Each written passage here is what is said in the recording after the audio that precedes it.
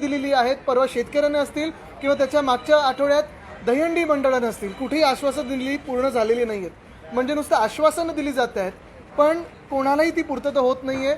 ना जनतेला होतं, ना 40 त्यांच्याबरोबर गेलेल्या लोकांना त्यांना पण आश्वासनं दिलेली पूर्ण झालेली नाही आहेत. आदित्यजी, पण आज जे प्रभागांची पुनर्रचना आहे त्यात काँग्रेस आणि समाजवादीनं या विधेयकाला समर्थन दिलेलं आहे.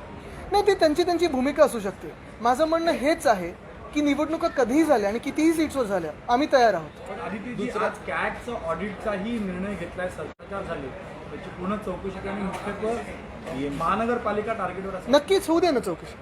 चांगला आनंद आहे. चांगली जी कामं आम्ही केली आहेत ती लोकांसमोर येतील. ज्या आज आपण बघा, ह्या महाराष्ट्रामध्ये साधारणपणे बदली सरकार आलेलं आहे आणि मी काल पण बोललेलो आहे, ज्या प्रकारे IPS IAS अधिकारी असतील, महानगरपालिकेचे अधिकारी असतील, कोणी जाऊन पत्र देतं आणि मग आज एक बदली झाली, उद्या तीच बदली परवा होते, परवाची बदली स्थगिती मिळते. म्हणजे एकंदरच काय आहे की कोणी जाऊन पत्र देतं आहे आणि ज्या लोकांनी या महाराष्ट्राची सेवा केली, मग IAS असतील, IPS असतील, कुठच्याही कॅडरचे लोक असतील, त्याने देखील 15-20 वर्ष सेवा केलेली आहे. त्यांचा अपमान होऊन ते सेवा न बघता कुठेही त्यांना बदललं जातं. मूळ मुद्दा हा जनतेच्या प्रश्नाकडे नाही आहे. स्वतःची सत्ता कशी टिकवायची, स्वतःचे लोक जे आलेले आहेत त्यांना जी सगळी चॉकलेटं दिली आहेत ते कसं टिकवायचं ह्याच्यावरच आहे. मिलिंद देवरांनी 12,000 कोटीचा भ्रष्टाचार झाला, त्याची CBI इन्क्वायरी व्हावी अशी मागणी केलेली. आता त्यांचं एक गुपित मला फोडायचं नाही आहे, पण जर ते आमच्याकडे असते तर ते हे बोलले नसते. ठीक आहे, आता त्याच्यात मी जास्ती खोलात जात नाही. जे काही तुम्हाला समजेल ते समजून घ्या. आता त्यांच्या आणि आमच्यामध्ये ज्या काही त्यांच्या ज्या मागण्या होत्या त्या आम्ही पुरवू शकलो नाही. राजकीय लोकांच्या काय मागण्या असतात? आता 10 जूनची गोष्ट आहे का मागच्या जवळपास? थोडी आसपासची जाऊ दे, त्याच्यात मी जात नाही. स्पेसिफिक मागणी होती तुम्ही नाही, त्याच्यात मी जात नाही. काय दोन लोकांमध्ये जी चर्चा होते त्याच्यात मला जाऊ इच्छित नाही. आज विधानसभेच्या पायऱ्यांवर एवढंच नव्हे तर 2 आमदारांमध्ये हाणामारीची देखील एक प्रसंग पाहायला मिळाला. याबद्दल आपण देखील होतात, आम्ही सगळेच होतो तिथे, आम्ही मागून बघत होतो. खरं जे काही घडलेलं आहे आता हे आम्ही तुमच्याकडून आणि सगळ्यांकडून ऐकून एक ओके वगैरे सगळं ह्याच्यावर एवढं झोमण्याचं काही कारण नाही, गरज नाही आहे. काल परवाकडे आपण मुख्यमंत्री महोदयांची भाषा ऐकली. आम्हाला धमकीची भाषा होती की आमच्याकडे पण असं आहे तसं आहे. हे हाऊसमध्ये झालेलं. आज पण हाऊसच्या बाहेर जी धक्काबुक्की झाली ती योग्य नाही आहे. कुठच्याही विधिमंडळात असेल, कुठच्याही परिसरात असेल, आपण बघत असाल की आम्ही कधी अशी भाषा केली नाही. हेच नाही तर 2-3 आमदार तिकडे जे आहेत ते अजूनही गुंडागर्दीची भाषा करतायत. आत्ता कुठेतरी ह्यांच्याचं अंकुश निघून गेलेला असं वाटतं. आमच्याकडे असताना अशी काय होती. एकंदरच कायदा सुव्यवस्थेवर कोणाचा अंकुश आहे का, कोणाचं नियंत्रण आहे का, ह्या 40 लोकांवर जी अशी भाषा करतात किंवा आज जी वागणूक आम्ही बघितली, आत्ता तरी मला वाटत नाही कोणाचा अंकुश याच्यावर राहिलेला आहे आणि हे दुःखदायक आहे.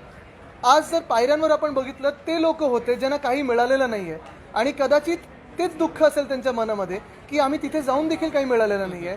जेव्हा न्याय होईल या देशामध्ये तेव्हा आपण बघाल घटनेप्रमाणे जेव्हा न्याय होईल तेव्हा हे लोक ह्यांना आत विधिमंडळात चढून येता येणार नाही. आणि हे दुःख मनात असेल, राग कदाचित आमच्यावर असेल, त्यांच्यावर असेल, मला माहीत नाही कोणावरता, पण त्याचं कदाचित आंदोलन तिथे करत असतील. एकीकडे हिंदुत्वाच्या गोष्टी करायच्या आहे ती फार घाणेरडी वृत्ती आपल्या महाराष्ट्रात आलेली आहे. एक थोडी तरी मनाची लाज ठेवून काहीतरी एक प्रोटोकॉल स्वतःच्या आयुष्यात पाळणं गरजेचं असतं.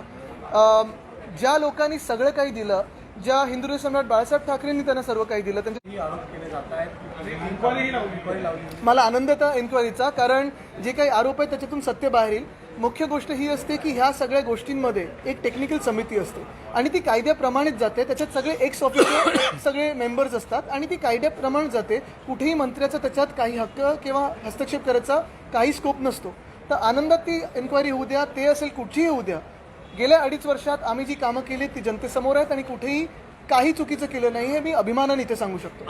पण एक देखील आपण लक्षात घ्यायला पाहिजे, एक गोष्ट आपण लक्षात घ्यायला पाहिजे की ज्या मिनिटाला ह्यांच्यावर कुठचेही आवाज बोलायला लागतात, सत्य बाहेर काढायला लागतात, ह्यांच्या विरुद्ध काही बोलायला लागतात, तेव्हा अशी धमकीचे इन्क्वायऱ्या लोकांवर लावायला लागतात. विषय आपण सरकारमध्ये असताना 25 लाखाची रक्कम जाहीर केली.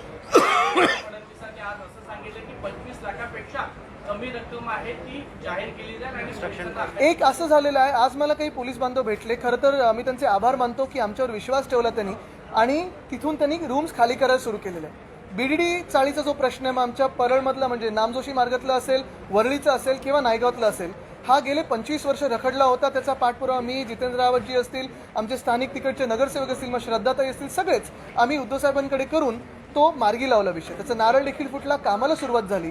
महत्त्वाची गोष्ट ही आहे की आम्ही 25 लाख एवढी कन्स्ट्रक्शन कॉस्ट, त्यावेळी जी कॉस्ट होती 50 लाख, त्याच्यावरून आम्ही कमी करत करत करत 25 लाखावर आणली. अजून GR कुठेही निघालेला नाही आहे. जेव्हा GR निघेल तेव्हा आमचा विश्वास बसेल, कारण ह्या सरकारने सगळ्यांच्या डोळ्यात धूळफेक केलेली. आपण बघत असाल दहीहंडीच्या मंडळांवर पण तसंच केलेलं आहे, शेतकऱ्यांसाठी देखील तसंच केलेलं आहे. आणि ह्या सगळ्या घोषणा, ह्याचं GR निघेल, ह्याची अंमलबजावणी होईल, तेव्हा आमचा विश्वास बसेल. अन्यथा आमचा विश्वासघातकी सरकारवर बसणार नहीं. हिंदी में बता दीजिए कि आज एक तो एंटी करप्शन की इंक्वायरी, दूसरा मिलिंद देवरा की तरफ से CBI और कैग की भी इंक्वायरी BMC में भ्रष्टाचार. बिल्कुल सारी इंक्वायरीज होने दो, लेकिन यही है कि जहाँ जहाँ सत्य के साथ जो आवाज़ आगे आती है, जो सत्य के साथ खड़े रहने की कोशिश करते हैं, उनकी आवाज़ दबाने की कोशिश कर रहे हैं. आज अगर आप देखें तो कई सारे लोगों ने अपने विषय हाउस में बताए हैं, लेकिन सबसे अहम चीज़ यही रहेगी कि सुप्रीम कोर्ट जो निर्णय देगी उस पर हम उसका समर्थन करेंगे. मैं यही कहना चाहता हूँ कि आज भी हम कह रहे हैं चलो चुनाव के लिए सामने आओ. चुनाव लेने की कोई ताकत नहीं, ना हिम्मत है ये गद्दारों में, और चुनाव की बातें कर रहे हैं. बातें करनी है तो बातों से आगे निकल के कल चुनाव लगाए, हम तैयार हैं. मिलिंद देवरा इन्होंने की है, उनके पीछे क्या आपको क्या लगता नहीं, है? कभी एक वो दोस्त है, दोस्ती और करीब से निभाना चाहते थे, हम भी चाहते हैं, लेकिन शायद जो उनके मन में था वो हम पूरा नहीं कर पाए. उनकी कोई चुनावी एम्बिशंस होंगी, उसमें मैं ज़्यादा नहीं जाऊंगा, लेकिन यही बात है कि जो भी इंक्वायरी होनी है हो जाने दो, क्योंकि हमने जो जनता की सेवा की है वो हम मार्केटिंग कभी नहीं कर पाए, वो शायद अभी आएगा. राज्यसभा से टिकट मिलता तो इस पर मैं नहीं बात करूंगा, लेकिन दोस्ती है तो निभानी पड़ेगी. Thank you. Thank you.